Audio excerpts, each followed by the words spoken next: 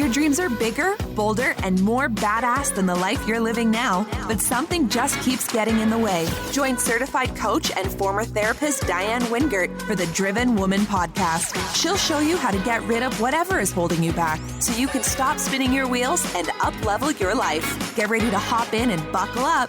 This is the Driven Woman podcast, and we're heading for the fast lane.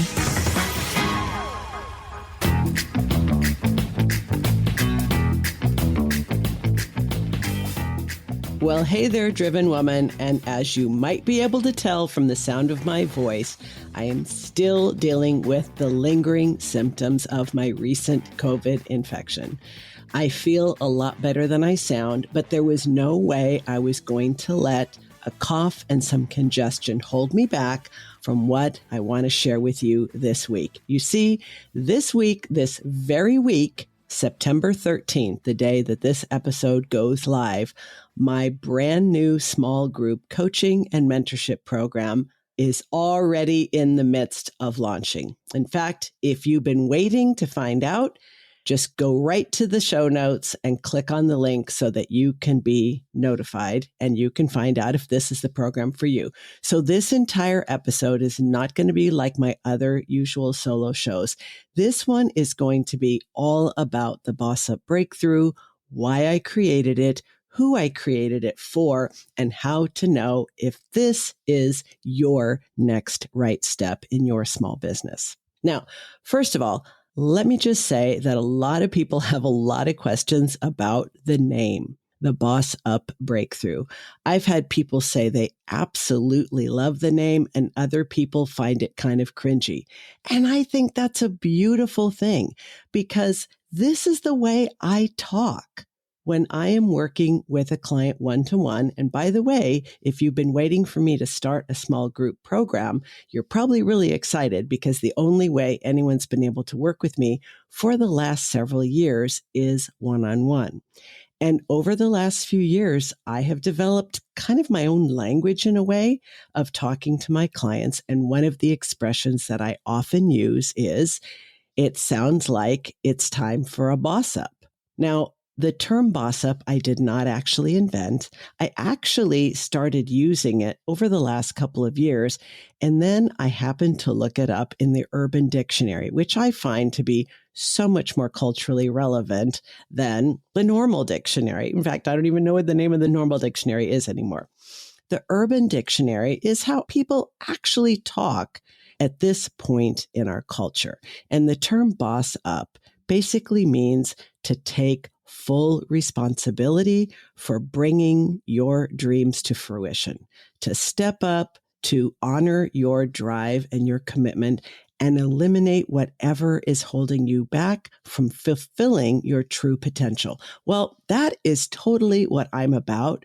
And I realized after a couple of years of using the term boss up with my one-on-one clients, it just made perfect sense for me to call my brand new small group coaching and accountability program the Boss Up Breakthrough. Now, I just want to start by saying that I didn't realize this for a while, but most business owners don't realize that their business has different needs than they do. In fact, I think about it this way. If you are a solopreneur and you may have a team of just you and a VA, or you may have a number of people working for you. But when I say a solopreneur, I mean you are a small online service-based business. You may be a coach, you may be a consultant, you may provide professional services, creative services. So we are understanding each other. This is who I'm talking to, and this is what I'm talking about. So you have your needs, right? You may have a need for creative fulfillment. You may have a need to fulfill a sense of purpose. You may need to help a certain group of people. You may feel called to do that. You might be on a mission to do that. You may need to make money. I mean, I hope you need to make money because it's really hard to motivate yourself to do the work of being self-employed if there's actually no need to make money. But there are usually personal needs that cause us to go into business for ourselves. And we're going to talk a little bit later about why we actually go into business for ourselves and how not thinking that through can get you pretty stuck after a couple of years.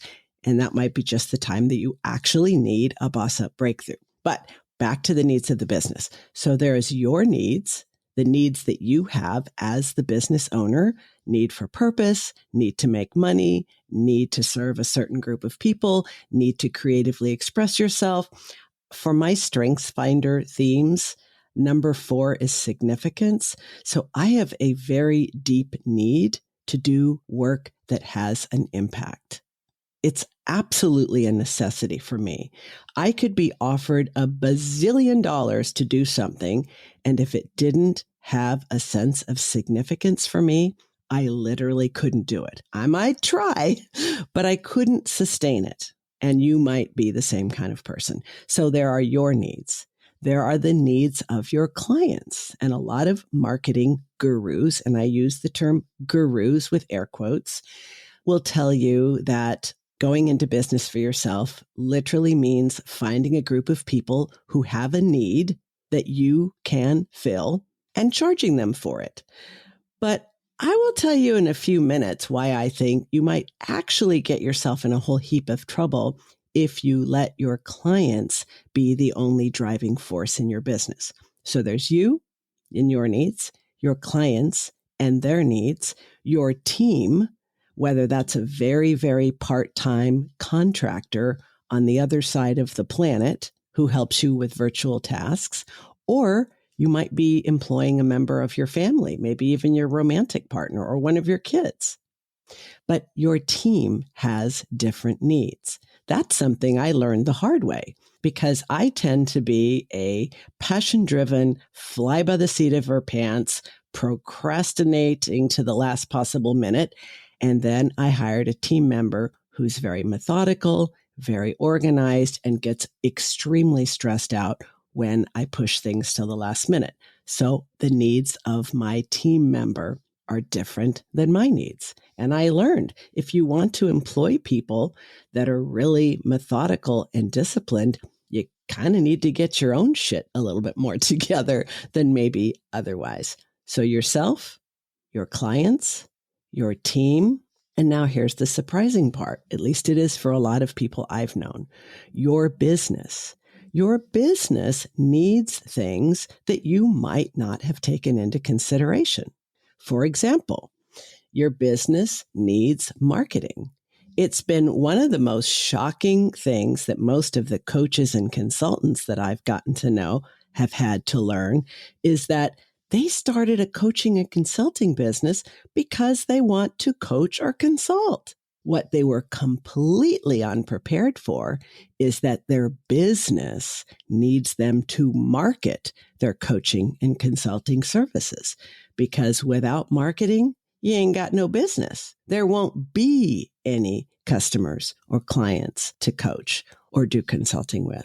So your business may need you to do marketing.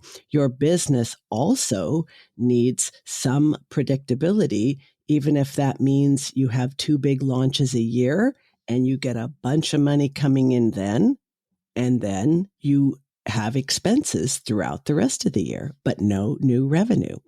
Your business needs you to strategize with that in mind so that the bills get paid, so that the quarterly estimated taxes are done and done on time.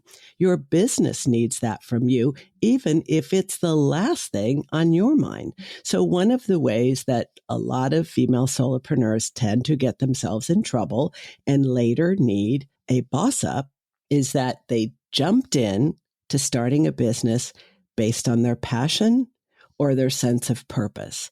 But one of the artificial distinctions I think that we sometimes ignore is that it's not incompatible to have a business based on your passion and purpose, but one that is also seeking to be profitable. As a matter of fact, even though a lot of people say, I'm heart-centered, I'm client-centered, I'm not all about the money, honey, I got news for you.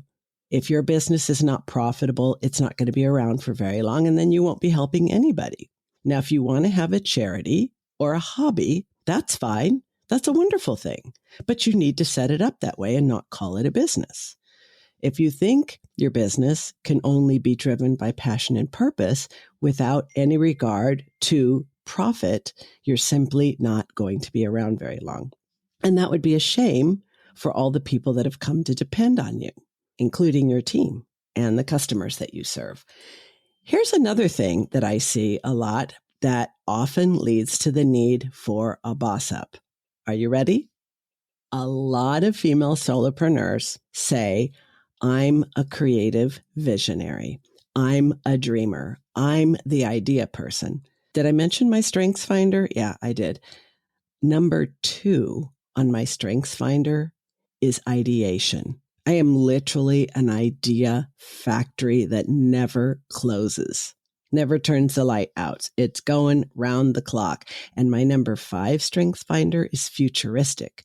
So I'm not only always thinking, I'm always thinking about the future.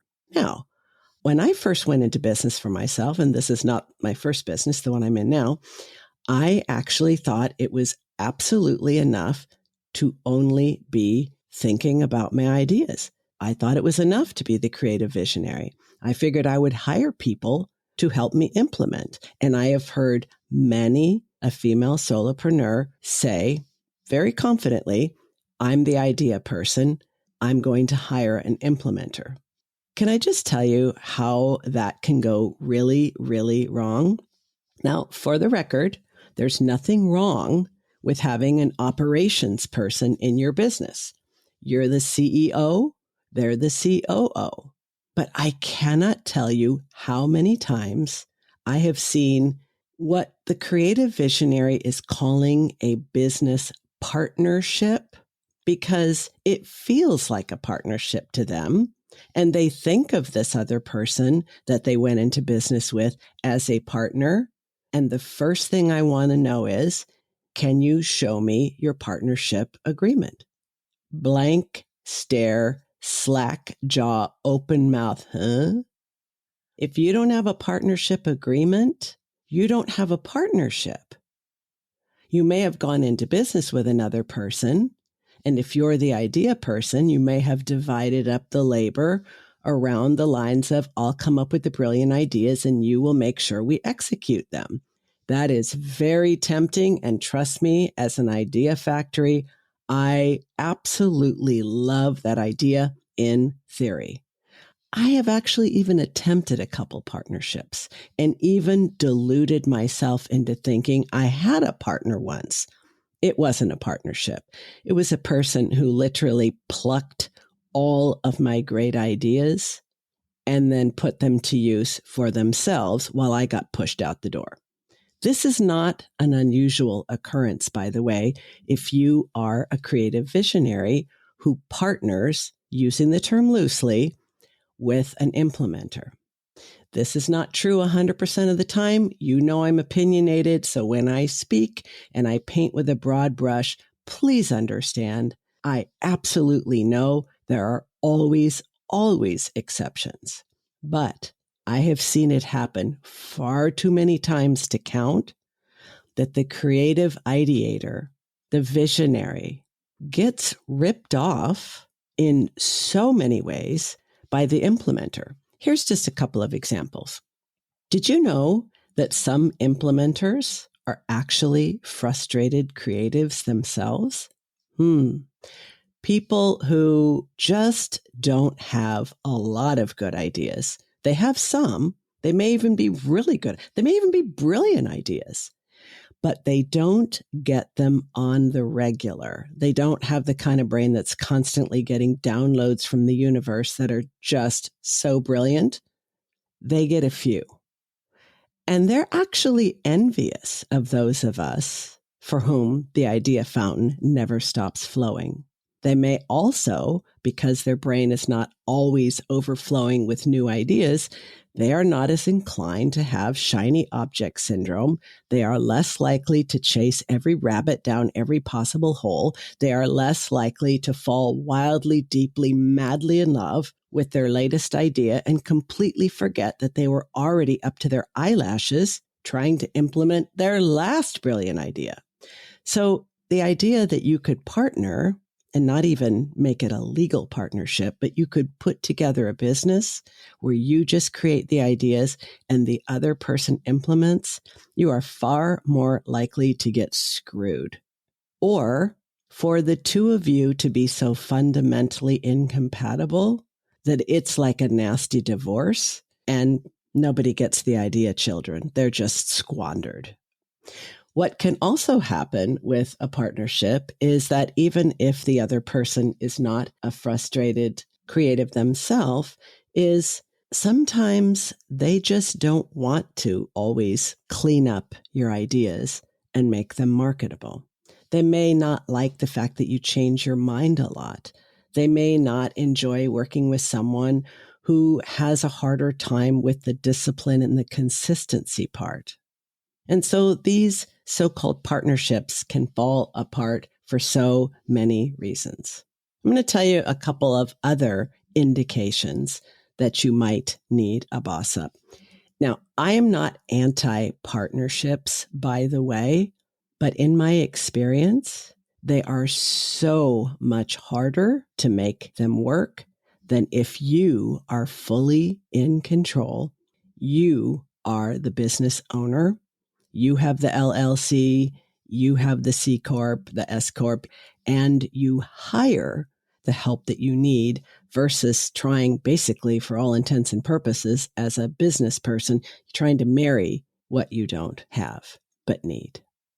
I much rather you be the actual boss than try to share that. Now, again, as I said, there are always exceptions, but I work exclusively with female identifying solopreneurs, and many of them come with some real serious battle scars and horror stories about what they thought was a partnership, and they got left holding the bag, and now they're trying to make a business that was set up for two work with one.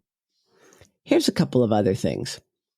Sometimes the boss up that we need is that we really haven't decided to be a boss. Now, this may be real obvious, but I think a lot of us don't get it, including me. I hear so many people say that the reason they started their own business is because they didn't want to have a boss. They got sick of being told what to do, especially when the people that have told us what to do are people that we really don't admire, we don't respect, and we may hardcore dislike for all kinds of reasons. But hear me on this. Deciding to start your own business because you do not want to have a boss is an entirely different decision than starting a business because you want to be a boss. I would repeat it again for those in the back, but just think it through for just a minute. Did you start your business because you wanted to be a boss or the boss? Even if we're talking about being the boss of yourself, because you do not have any team members, you do everything. Was that your primary motivation? Because for most of us, it isn't. Most of us start a business with a much, much clearer idea about what we don't want than what we do want, which brings me to my next point. Most of us, and you are not going to like the next thing I have to say, so if you want to bounce right now or take a deep breath, most of us become silly putty people within the first couple of years of our business. It is not our fault, but it is an extremely common situation. Now, if you are not familiar with silly putty, either because you didn't grow up when that was considered a toy or at least a plaything, or you don't have children who played with silly putty, let me let you in on the secret. Silly putty is this, I don't even know how to describe it. It's this sticky substance that comes in a little plastic egg. The egg looks identical to the ones that you hide on Easter, if you're into that sort of thing. Silly putty, once upon a time, used to be used to press up against the funny papers, also known as the comics, which came in the Sunday issue of your local newspaper. Now, a lot of people don't have a local newspaper anymore, and a lot of newspapers that still exist don't have the funnies or the comics anymore. But Silly Putty would pretty faithfully be able to reproduce whatever image it was pressed up against. Now, here's why I'm using this analogy or metaphor. I can never really remember which is which. Silly putty people is the term that I use for the fact that when we start our own business, not because we want to be a boss who makes all the decisions, but because we don't want to have a boss, oftentimes we hand over control over what kind of business we create to the so-called celebrity coaches, marketing gurus, and self-appointed experts in the online world. And there are a couple of handfuls of real big name people I don't need to name. Everybody knows who they are. And most of us have lined their pockets quite well, at least in the early years. In my experience, personal and professional, and the people that I coach, most of us have handed over so much. Really, I think of it as outsourcing our self-esteem as business owners. Literally jumped on whatever bandwagon was currently in launch mode when we were ready to take the leap, or whichever one our friends were joining, or whichever one was pixelating us and hardcore retargeting us every time we turned our phone or computer on. And so we joined.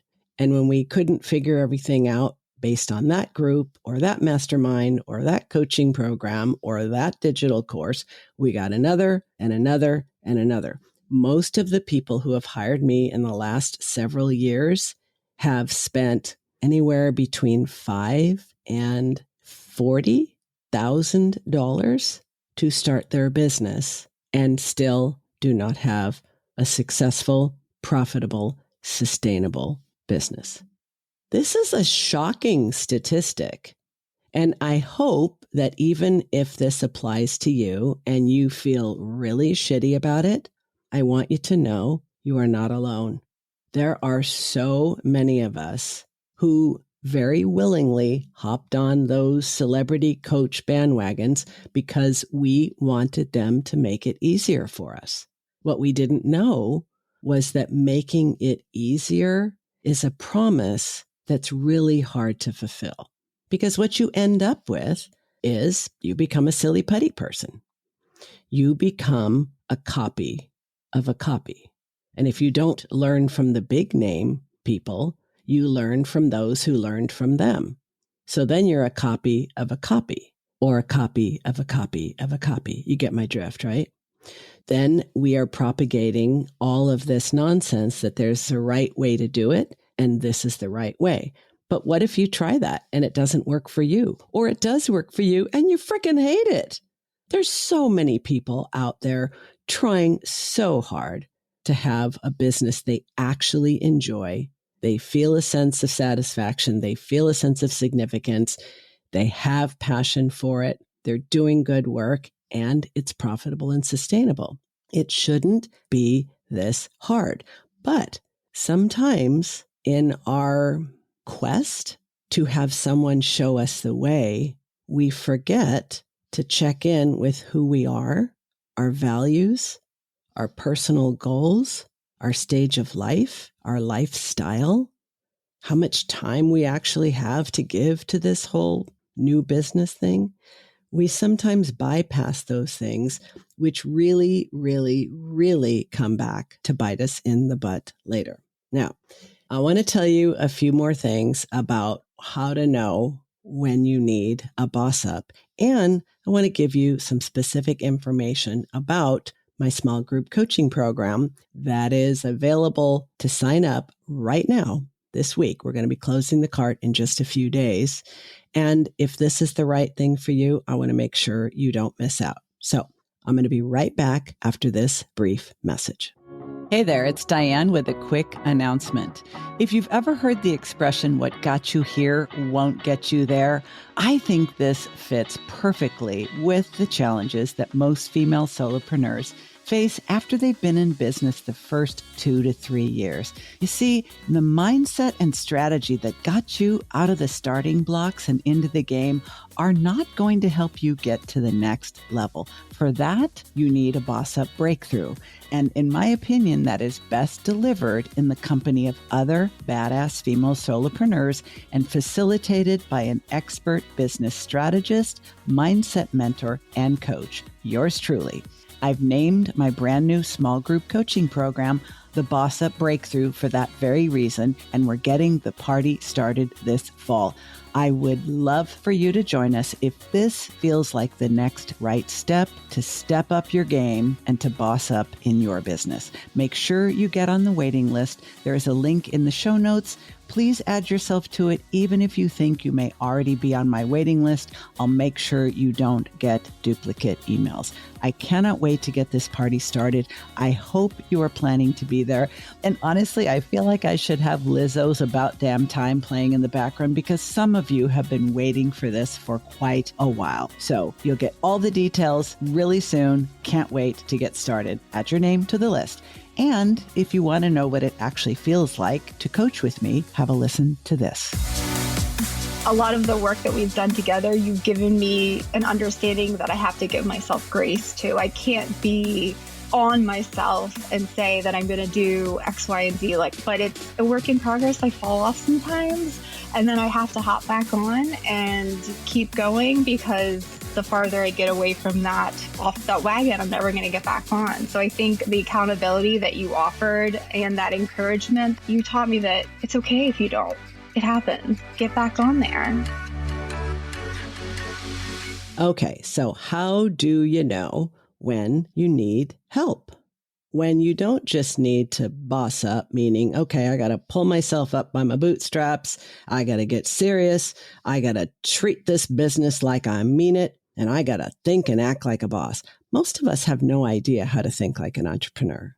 If you were one of the rare individuals who was fortunate enough to be born into an entrepreneurial family where one of your parents, maybe both of your parents, a grandparent, an uncle, an older sibling, somebody had their own business and was successful and wanted to tell you and show you that this was an option for you too, then you probably came to entrepreneurship because you either couldn't stand it anymore, that you had to report to somebody else, or you couldn't keep a job because your industry was unstable, or there's so many ors. But most of us do not find our way into solopreneurship because somebody showed us that it was an option, mentored the lifestyle, and invited us to pass through the pearly gates into the promised land of entrepreneurship.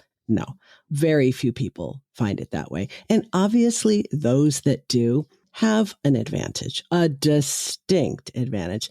You might even think an unfair advantage. But however you got here, there are probably a few mistakes, if you will, or things that you simply didn't know when you got started, either because you let passion and purpose carry you in without thinking about profit, or you let your customers or the market dictate what you thought you should create because that's what the gurus told you to do. So now you're doing so many different types of things for so many different types of people, you don't even know how to say what you do or who you do it for because you've been a Jill within your trade and you've done so many different things and rarely said no to any request that your business is really all kinds of things, not one thing that you can become known for. And listen, if you want to do a bunch of different things for a bunch of different people, go on ahead. There is nothing wrong with that. There are people who would absolutely hate if they had to niche down, if they had to serve a specific target market. If they were told you have to find one offer that you can become an expert at delivering, become more efficient at delivering, and then scale that up so you can serve more people. They would hate that so hard. And that's such a good thing to know about yourself if that's you, because you absolutely should not do that, no matter who is promoting the idea. One of the ways to know that you need a boss up is if you feel constantly torn about all the advice that you keep hearing out there in the interwebs. If you listen to a lot of podcasts, if you read a lot of blogs, if you follow a lot of digital marketing influencers and online gurus and celebrity coaches, and you literally cannot get 2 posts into your Instagram feed without having one of them tell you you need to scale your business to 7 figures and another one promising you to get to 6 figures quick as a bunny. Who the hell says anybody needs a 6-figure business or a 7-figure business? Is that the business you need? Is that the business you want? Or are you being taught to think you do by people who don't even know you, who don't pay your bills, and know zero about your lifestyle? So one of the ways to know it may be time to get help to boss up is if your business feels like it is literally all over the place and you really have completely lost the feeling of being in control of what you do, how you do it, who it's for, what to charge, because you jumped in with both feet and thought you'd figure it out over time, only you didn't. If that's your situation, I have so much empathy and compassion for you, because a great number, maybe the majority of solopreneurs would describe their business that way. It kind of feels like a hot mess. And at the same time, they're absolutely convinced that everybody else has it all figured out. Let me tell you, they do not. I do not. Nobody has a nice, tidy, well-oiled machine of a business unless they have been working on that specific goal for a very long time with someone who has that specific expertise. It does not serve you to think your business is a mess and therefore you don't know what you're doing as a business owner and everybody else knows how to do it but you. Simply not true. Here's a couple other ways to know that you might need help to boss up. If you don't know what's working and what isn't working in your business, that may be the sign that you need another pair of eyes and ears on your biz shiz. Not knowing what's working is actually much more common than you think. It is especially true when we are a little avoidant about the money, income, revenue, profit stuff. But it's also true when we've kind of become emotionally attached to what we do simply because it's our comfort zone. And doing something different would mean letting go of something we've been doing that we're comfortable doing. Even if we're uncomfortable doing it, it's still familiar. And it's simply human nature to hold on to stuff when letting it go means you have to start something new. A lot of us really hate the notion that we have to start over and will literally cling with both fists to something that is honestly making us miserable. It's not working, but it's familiar and we've spent a lot of time doing this. One of the concepts I probably talk about the most often with my clients is the sunk cost fallacy, where we hold on to something that isn't working in our business simply because of all the energy, all the effort, all the time, and probably all the money we have invested to get to this point, even if there's no real return. If you think about the fact that people have a hard time just cleaning out their garage, it just makes sense. When we've spent a lot of time doing something, it's hard to let it go. It's hard with relationships. It's hard with clutter. And it's absolutely hard to let something go in our business. I have a lot of clients tell me, I don't know whether this is working or not. They're completely unaware of the fact that the reason they don't know is because the questions they would need to ask of themselves to find out feel painful. This is an excellent time to get help because a coach or advisor or strategist or consultant can ask you those questions and make it easier for you not to avoid answering them. Okay? Here's another thing. I talk a lot about right sizing our business by right sizing our offers, right sizing our programs, right sizing our price points, right sizing the amount of hours that our business requires from us each week to run it. Some people like to work really hard and then take time off. Other people like to work steady as she goes, but fewer hours per week. You can have the business you want based on whatever cadence is right for you, but you got to right size the whole thing to have that.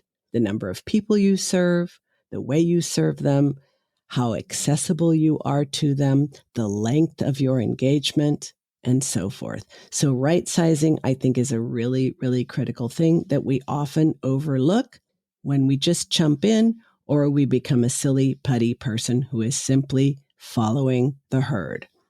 Here's another thing. I think women in general have been culturally conditioned to have a really hard time asking for what they want and even knowing what it is. This also applies to business. Of course. How could it not? If we have a hard time knowing what we want in general, in our relationships, in our friendships, of course we're going to have a hard time knowing in our business because our business is an extension of ourselves. But not knowing what we want means we tend to ask for what we think we can get. This is true of asking for what we think we can get from potential customers, leads, prospects, from our team members. We may be reluctant to ask for what we actually want from them and only ask for what we think they will give us. And we may also only ask of ourselves what we think we're capable of. I'm here to tell you, every single one of us is capable of so much more than we are asking of ourselves. But the fear of making a mistake, the fear of failing, and most of all, the fear of what we think that will mean about us keeps us playing small and not being satisfied with that smaller self, but clinging to it out of unconscious beliefs and unconscious behaviors. That is a very clear indication that you would benefit from working with someone on bossing up. It's really hard to read the label from inside the jar, and I have never personally been able to up-level my game without being in an active engagement with a consultant, a coach, a strategist, or an advisor, because we all have blind spots. We do. And here's the last thing I want to tell you about that. Here is probably the biggest, most blindest of all blind spots. You ready? Boundaries. Most of us have really shitty ass boundaries. And I think especially the female solopreneurs who are so wonderful with their clients as a coach, as a consultant, as a creative professional, as an independent service provider. The very qualities that make us so good at what we do set us up to have shitty boundaries. Here's what I mean. We have empathy for our clients. We genuinely want to see that they get the results that they're paying us to get. We care if they don't show up to the coaching calls. It bothers us if they don't complete the coursework. It makes us feel bad that we know they could be getting so much more from what we have to offer them. And because we have that empathy, because we have the integrity, because our personal values mean that we actually give a shit about helping people, that tends to lend itself to kind of piss poor boundaries where we have trouble setting limits. We have trouble staying within the scope of our agreement. We have trouble saying no. We have trouble ignoring requests to go above and beyond. And even when we do adhere to our own policies and practices, we may feel guilty anyway.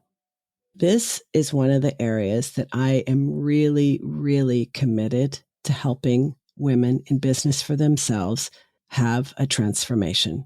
Transformation in the way they think, have a transformation in the way they set boundaries and communicate them so that they don't feel like a bitch or a sellout, so that they don't feel that they're disappointing others, but that they recognize that modeling and adhering to good boundaries is one of the most important ways they can serve their clients, especially if you are a coach who works with other coaches or a consultant who works with other consultants.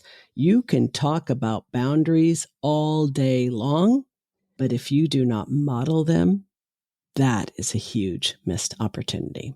So if any of this or all of this sounds like, oh my God, this is what I've been waiting for. I don't know what's working in my business, but I can't let anything go. I'm that person who thought they had a business partner, and then that person took off with all my best ideas, and now I have no idea what's going on. I don't know how to set boundaries. I don't know how to ask for what I want. And I always sell myself short because I don't want to disappoint people or be rejected. This might be the just right time for us to work together. As I've said, the Boss Up Breakthrough is open right now, and I would love to see you on the inside. This is the first time I'm offering it, so I'm keeping the group small and intimate because I want to make sure you have an incredible experience and that we all are able to learn from one another. So I have linked in the show notes. If you're interested, let me know. If you're interested, but this is not the right time, I will definitely be offering this program again early next year. I'll be talking about it when the time comes. You can get on the wait list then. And even if you are not interested in the Boss Up Breakthrough, I do so hope that something, at least one thing I have shared today, is something that you recognize is a place for you to boss up in your own business right now, because you recognize your business has needs too, and your business can feel better to both of you if those needs are met. You can absolutely be a boss by taking any one of those boss up moves. I believe in you. If you do that, will you please let me know so I can virtually cheer you on? You can reach out to me on LinkedIn or Instagram at Coach Diane Wingert. I promise to respond to every single message. That's it for now. Bye, bosses. You've been listening to the Driven Woman Podcast with Diane Wingert. Want more straight talk and strategy each week that will take you from spinning to winning? Don't forget to hit subscribe in your podcast player so you won't miss a single episode. Then head on over to the Driven Woman free and private Facebook group community. See you there.